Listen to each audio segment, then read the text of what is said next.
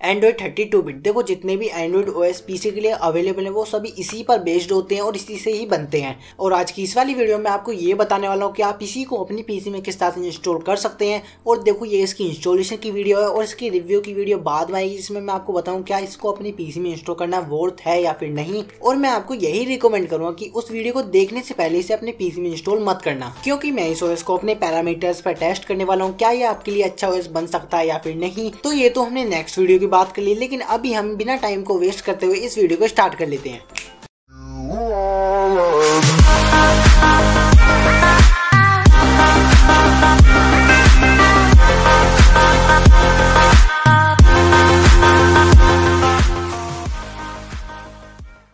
तो चलो सबसे पहले हम बात कर लेते हैं कि आपको इसकी ISO को किस तरह से डाउनलोड करना है। और इसको डाउनलोड करने के लिए लिंक डिस्क्रिप्शन में अवेलेबल है। सिंपली उस लिंक को ओपन करके आप इस वाले वेब पेज पर आ जाना और यहाँ पर आपको डाउनलोड का ऑप्शन मिल जाएगा। इस पर क्लिक करने के बाद आप नेक्स्ट पेज पर आ जाओगे। यहाँ पर आपको फिर से दो ऑप्शन मिल जाएंगे, इनमें से आप सेकंड वाले को चूज करना, क्योंकि इससे डाउनलोड करना थोड़ा ईजी पड़ जाएगा।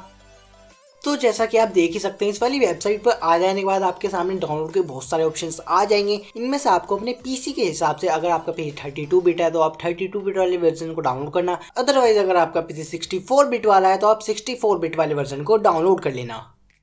अब ISO को डाउनलोड करने के बाद आपको एक और सॉफ्टवेयर की जरूरत पड़ेगी जिससे आप उसको अपनी पेन ड्राइव में माउंट कर सकें, और इसकी भी डाउनलोड लिंक डिस्क्रिप्शन में अवेलेबल है। उसको ओपन करके सिंपली इस पेज पर आ जाना और इस पेज पर आने के बाद थोड़ा सा नीचे स्क्रॉल करना है आपको और फिर से आपको डाउनलोड का ऑप्शन मिल जाएगा। आपको सिंपली इसको भी डाउनलोड कर लेना है।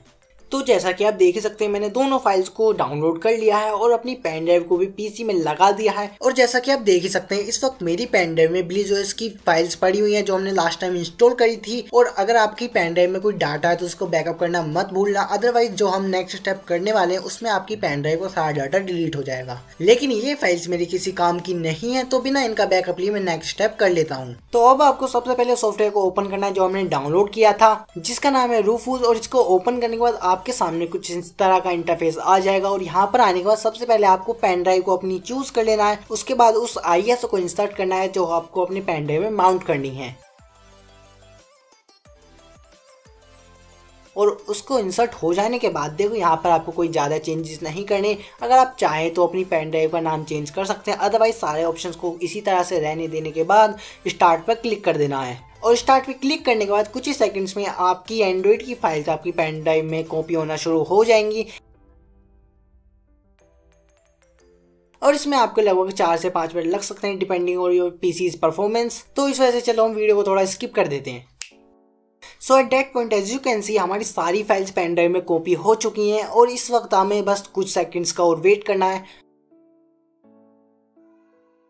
And as you can see file copy होने की प्रोसेस पूरी हो चुकी है। और इस वक्त अगर आप अपनी पेन ड्राइव को ओपन करके देखोगे तो सारी फाइल्स उसमें कॉपी हो गई होंगी। तो चलो अब हम नेक्स्ट स्टेप पे बढ़ लेते हैं, जिसमें आपको एक पार्टीशन क्रिएट करना है जिसमें आप अपने एंड्रॉइड OS को आराम से इंस्टॉल कर सकें। तो इसके लिए सबसे पहले आपको अपनी विंडोज़ की को प्रेस करके पार्टीशन सर्च कर लेना है। और पार्टीशन सर्च करने के बाद सबसे पहला जो ऑप्शन आपके सामने आएगा उसको ओपन कर लेना। और इसको ओपन करने के तुरंत बाद आपके सामने कुछ इस तरह का इंटरफेस आने वाला है। और यहाँ मैं आपको बता देता हूँ कि आप किस तरह से पार्टीशन को क्रिएट कर सकते हैं। तो सबसे पहले आपको 8 GB से ज़्यादा का अनलोकेटेड स्पेस क्रिएट करना है। तो आप देख सकते हैं मेरे पास ऑलरेडी 9 GB का पार्टीशन है, तो मैं इसको डिलीट कर देता हूँ। और उसके बाद मैं 3 GB एक दूसरी ड्राइव से श्रिंक कर लूँगा। तो आप अपनी किसी दूसरे पार्टीशन से 8 GB से ज़्यादा का स्पेस श्रिंक कर लेना। और स्पेस श्रिंक करने के लिए आपको सिंपली किसी पार्टीशन पे जाकर राइट क्लिक कर देना। उसके बाद आपके सामने श्रिंक का ऑप्शन आ जाएगा और आपको सिंपली जाकर इस पर क्लिक कर देना। उसके बाद आपको कुछ सेकंड्स का वेट करना है और वेट करने के बाद आपके सामने ये आ जाएगा। यहाँ पर आपको उस वैल्यू को टाइप करना है जितना आपको स्पेस श्रिंक करना है। तो मुझको सिर्फ 3 GB का स्पेस की ज़रूरत है, तो यहाँ पर मैं 3000 टाइप कर देता हूँ। आप अपने हिसाब से 8000 या फिर 12000 MB का स्पेस श्रिंक कर लेना। तो मेरा स्पेस श्रिंक हो चुका है और अब मुझे बस नया पार्टीशन क्रिएट करना है। तो इसके लिए मुझे अनलॉक्ड स्पेस पर जाकर राइट क्लिक कर देना। उसके बाद न्यू सिंपल वॉल्यूम पर क्लिक करना है और उसके बाद आपको सिर्फ नेक्स्ट पे क्लिक करना है। उसके बाद अगर आप चाहें तो किसी पर्टिकुलर अल्फाबेट को चूज कर सकते हैं, अदरवाइज आप डिफॉल्ट नेक्स्ट पे क्लिक कर सकते हैं। तो इसके बाद आपको यहाँ पर न्यू वॉल्यूम की जगह एंड्रॉइड टाइप कर देना है, जिससे हमें पार्टीशन पहचानने में आसानी हो। तो मैं यहाँ पर एंड्रॉइड टाइप कर देता हूँ। उसके बाद बस आपको नेक्स्ट पे क्लिक कर देना और आपका पार्टीशन आराम से क्रिएट हो जाएगा। तो जैसा कि आप देख सकते हैं मेरा पार्टीशन सक्सेसफुली क्रिएट हो चुका है। अब हमें ज़्यादा कुछ नहीं करना, बस अपने पीसी को रीस्टार्ट कर लेना। तो चलो मैं अपने पीसी को रीस्टार्ट कर लेता हूँ। तो अब आपको अपना पीसी रीस्टार्ट होते ही F9 की प्रेस कर देनी है। उसके बाद आपके सामने कुछ इस तरह का इंटरफेस आने वाला है और यहाँ पर आने के बाद आपको बस अपनी पेन ड्राइव को चूज कर लेना है। और जैसे ही आप अपनी पेन ड्राइव को चूज कर लोगे उसके बाद आपके सामने कुछ इस तरह का ग्रब आने वाला है और यहाँ पर आपको बस थर्ड वाले ऑप्शन पर लाकर एंटर दबा देना है और उसके बाद सिर्फ कुछ सेकंड्स का वेट करना है। तो मैं थोड़ा सा वेट कर लेता हूँ।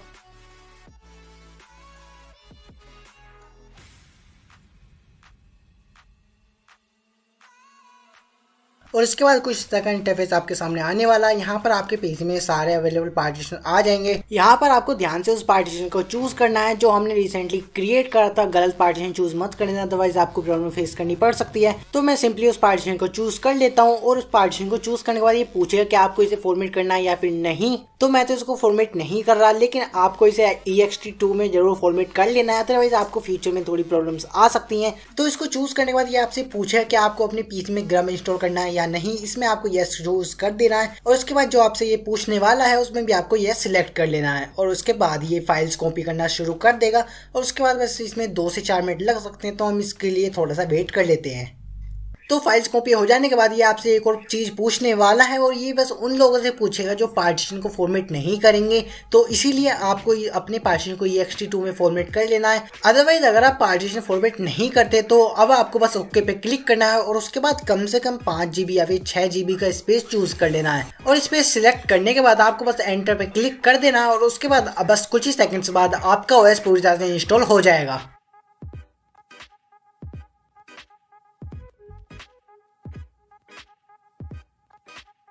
तो जैसा कि आप देख सकते हैं कि हमारा OS पूरी तरह से इंस्टॉल हो चुका है और बूट करने के लिए भी आ गया है, लेकिन अभी आपको इसे बूट नहीं करना, आपको सिर्फ अपने पीसी को रिबूट कर लेना है। तो मैं अब अपने पीसी को रिबूट कर लेता हूँ। तो अब आपको बस F9 की को प्रेस करके इस इंटरफेस में आ जाना और यहाँ पर आपको एंड्रॉइड का ऑप्शन मिल जाएगा। बस आपको इस पे जाकर एंटर दबा देना है और उसके बाद आपके सामने ये वाला ग्रब आ जाएगा। यहाँ पर आपको सबसे पहले वाले ऑप्शन पे सिलेक्ट करके एंटर दबा देना है। उसके बाद आप कुछ ही सेकंड्स में एंड्रॉइड बूट होना शुरू हो जाएगी।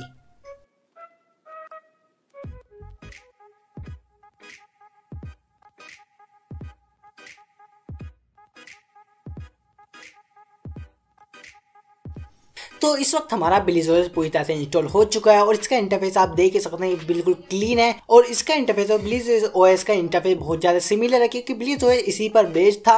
तो चलो मैं इसकी सेटिंग्स खोल के भी दिखा देता हूँ मैंने इसका कौन सा एंड्रॉइड का वर्जन डाउनलोड करा है। तो जैसा कि आप देख सकते हो मैंने इसका एंड्रॉइड 9 वाला वर्जन डाउनलोड करा है और इसमें मुझे अभी तक कोई भी बग देखने को नहीं मिला। और ये एंड्रॉइड बहुत ही ज़्यादा स्टेबल है, लेकिन इसमें भी वही प्रॉब्लम वाईफाई वाली प्रॉब्लम जो कि हर एंड्रॉइड OS में मैंने देखी है। तो इसमें भी आपको वाईफाई की थोड़ी प्रॉब्लम देखने को मिल सकती है, अदरवाइज ये बहुत ज़्यादा क्लीन और स्टेबल वर्जन है।